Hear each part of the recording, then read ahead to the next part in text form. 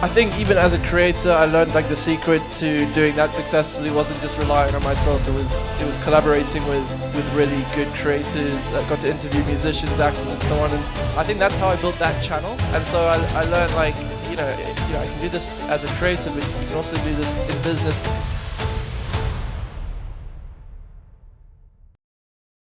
Okay, ladies and gentlemen, thank you for joining this panel. I can see this is the most beautiful stage I've been to. Only because of the crowd. As by way of introduction, my name is CJ Dumeni. On my left, I have the incredible Caspar Lee, who happens to be his cousin, Sasha, and they founded a very interesting company together. And we're going to speak about what they've done and what the relationship is like. So, yeah, guys, thank you so much for joining. Welcome. Amazing, thank you. It's great to be here. Thank you. Thank you for having us. So let's kick it off. Like, how do cousins start a venture fund together, right? Like, I want the backstory. Like, did you guys start in a dingy room somewhere? I want to hear everything. How did this start? Yeah, so I was a YouTuber from 2010 till, I guess I did it for like 10, 12 years. And about halfway through that journey, I co-founded a company called influencer.com, which is an influencer marketing agency. We have offices in the region here too.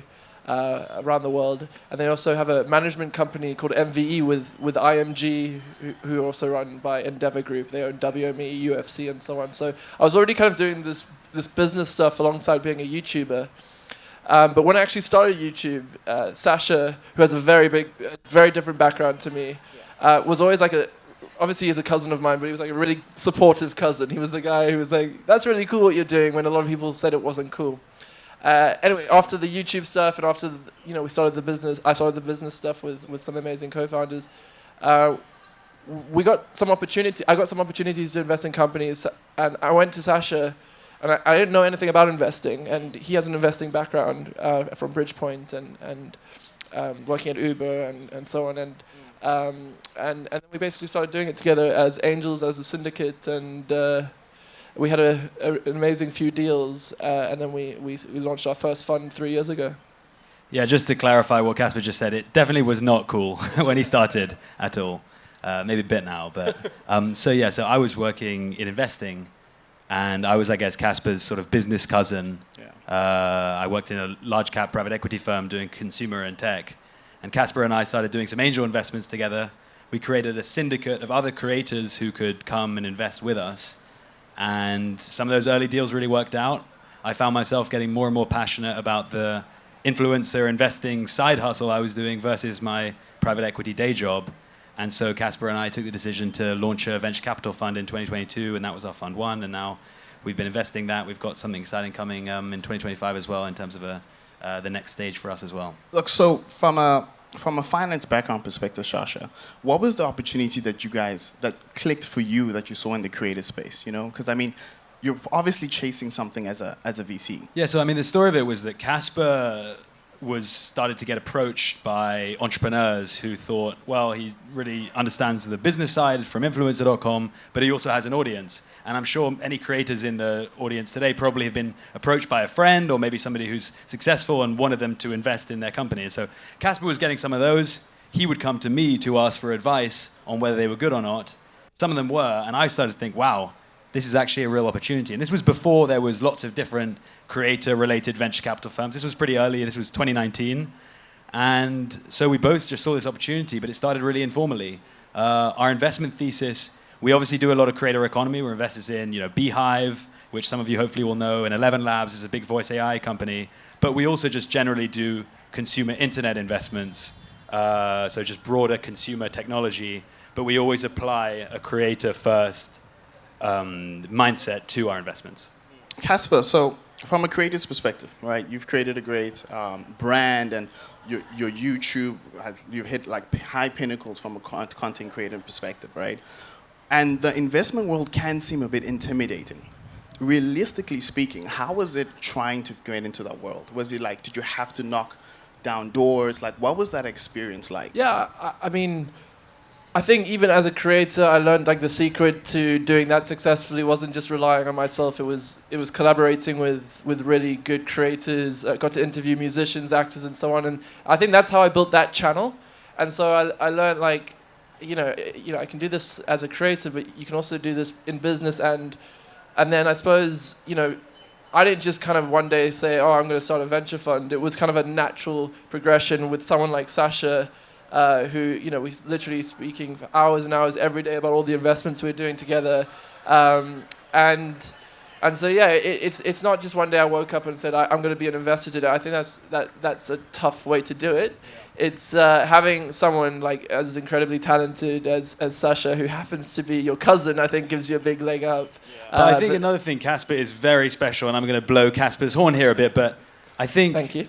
Caspar obviously was a very successful creator, but what made him very special on the investment side is he had a real learner's mentality. I think sometimes creators will come to something new like investing or sports or whatever it is, and they'll kind of assume because they have a big audience that they already know, that they sort of know everything. Yeah. And Caspar has the opposite approach, which is to assume he knows nothing and then actually shock everyone by being really smart and knowing a lot of stuff. And that's really served Caspar It's really good well. when you can lower everyone's expectations about you, and then you can just mildly go over that. And I think that's the secret to a lot of things in life is to keep things pretty simple and ask questions and work with really good people. Everyone says that, so I don't even have to say that again. But yeah, if you can surround yourselves with good people, you're in for a good chance. Great. I mean, when you guys first started your company, you were working very closely with creators that created large followings, and you're kind of angel investing with them. And when they reach like 1 million followers,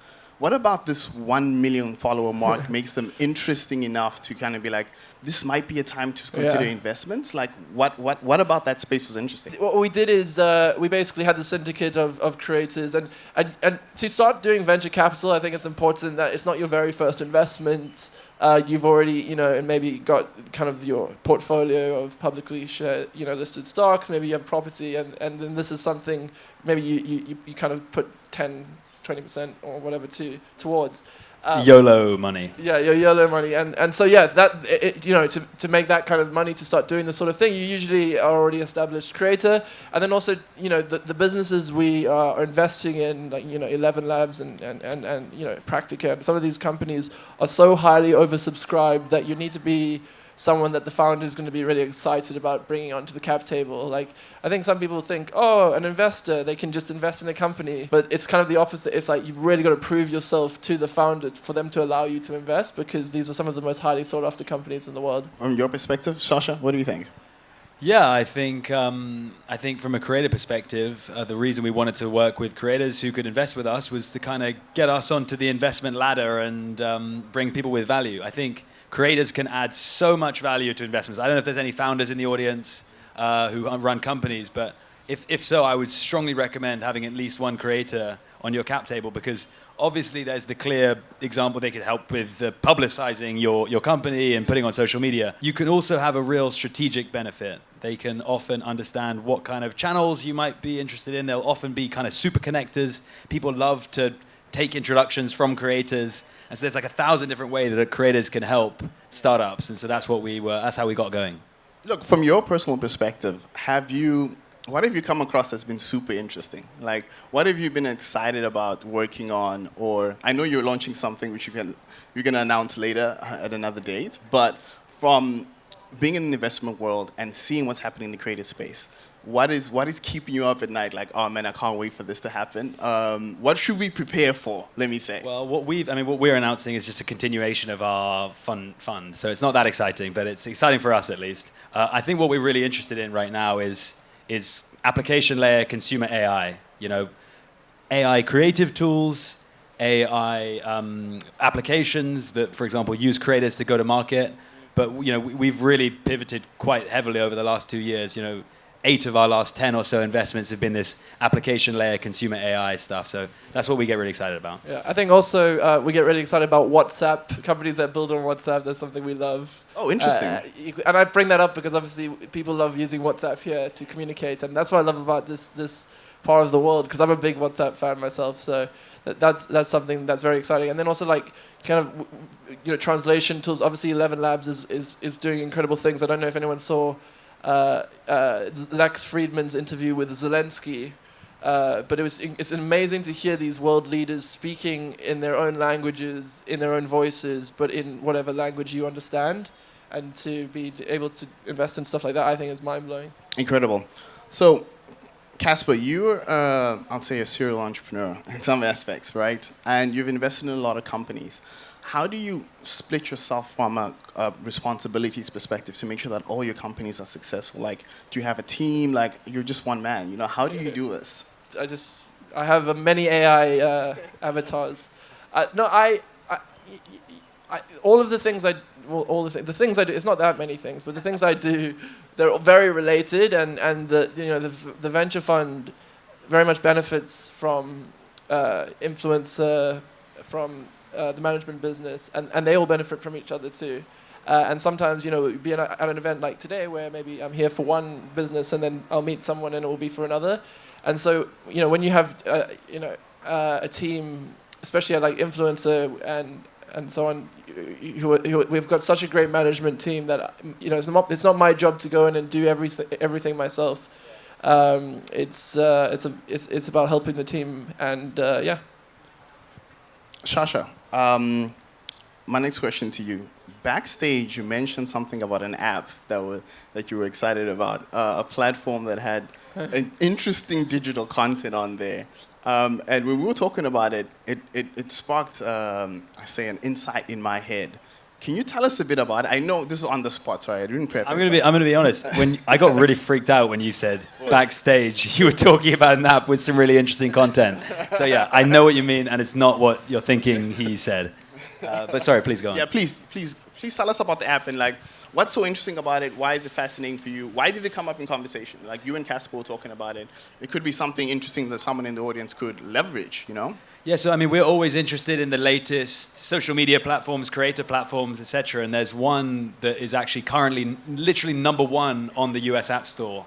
And I'm pretty sure almost none of you are going to know what it is, which is a pretty surprising thing. So it's called Real Short. Can anyone put their hands up who's heard of Real Short? That's 1, 2, 3. Yeah, it's number 1 and 4 maybe. It's number 1 on the App Store. And it's basically a vertical video soap drama Chinese app. That's a lot of words I'm combining into one thing. But basically, it's an app that you download that gives you absolute bottom of the barrel stories around, my billionaire homeless husband divorced me for his maid or whatever. That would be like an example of a story. And it's basically just like cliffhanger after cliffhanger after cliffhanger. And it's all free. And then after about 50 minutes of watching, it says, would you like to pay for the next chapter? And it's absolute, if you'll excuse my French, like dog shit. Yeah. But it's number 1 in the App Store, and they're run rating like $350 million in revenue. And so I think... Why do you think it's number 1? Because they have figured out...